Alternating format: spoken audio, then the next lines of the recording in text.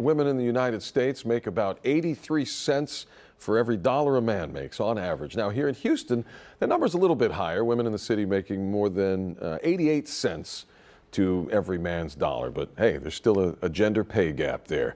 And it's an unfair one as well. Recruiting professional Jason Wachtel is here to talk about it and tell us a little more about what employers and job seekers can do to get fair compensation. Jason, good morning. How are you?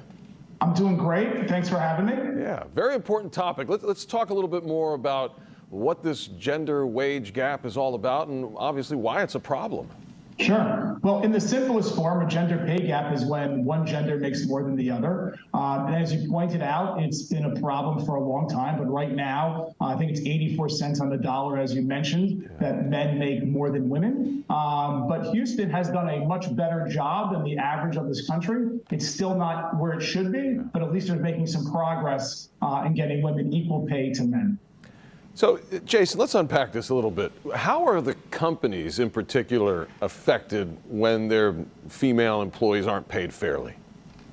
Well, I think in general, it kills the morale. Whether you're male or female, you should want to have the best people working for you and getting paid equal. And so what's happening now in this new world where people have all this information at their fingertips, you have employers offering hybrid work environments. If women are not getting paid equal to men at their companies, they are looking for other roles, other jobs outside of that organization. So you're having great people leave that organization, which hurts the company, but also kills the morale of individuals at that company because they see really talented people leaving, and it's going to hurt their future and hurt the company's future as well.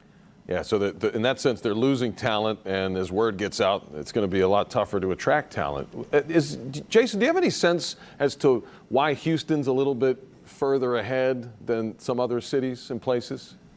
You know what? I don't have an exact reason for that, but obviously it's become a very interesting subject and a subject that's been very important to Houstonians of let's try to get equal pay for men and for men and women. So it could be just that it's been an important issue in Houston, and the leadership in Houston has done a tremendous job of saying let's do what we can do to narrow that pay gap. And people working at these companies said we see what's going on in this world. We want to have equal pay for women to men. Let me ask you this. Do you have any tips for job seekers? Obviously, in this case, women in particular, when they're going to look for a position to make sure that they're getting fairly compensated?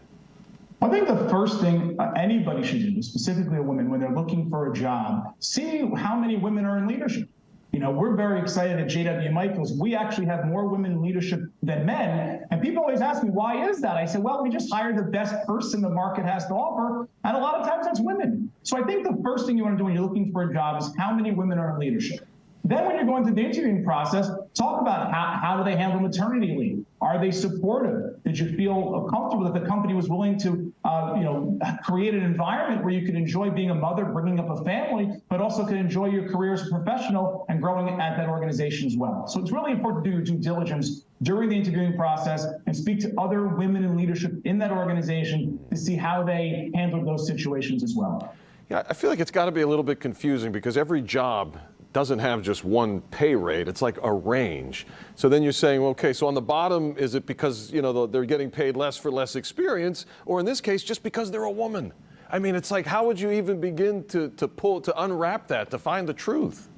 Well, I think the one way that's pretty transparent is if you see there's no women in leadership or women have left the organization, there's usually a reason behind that. If people are treated fairly and getting paid fairly, they generally stay. But if people are leaving, there's generally a reason behind that. And then it becomes the job seeker to figure out why that might be happening. And if a company is paying anybody more based upon their skin color or their gender, then there's a major problem there. Yeah, and those red flags, folks will see them. And then there's recruiters like you there to help out and with the process. Really appreciate your time, Jason. Have a great day. My pleasure. Thank you for having me.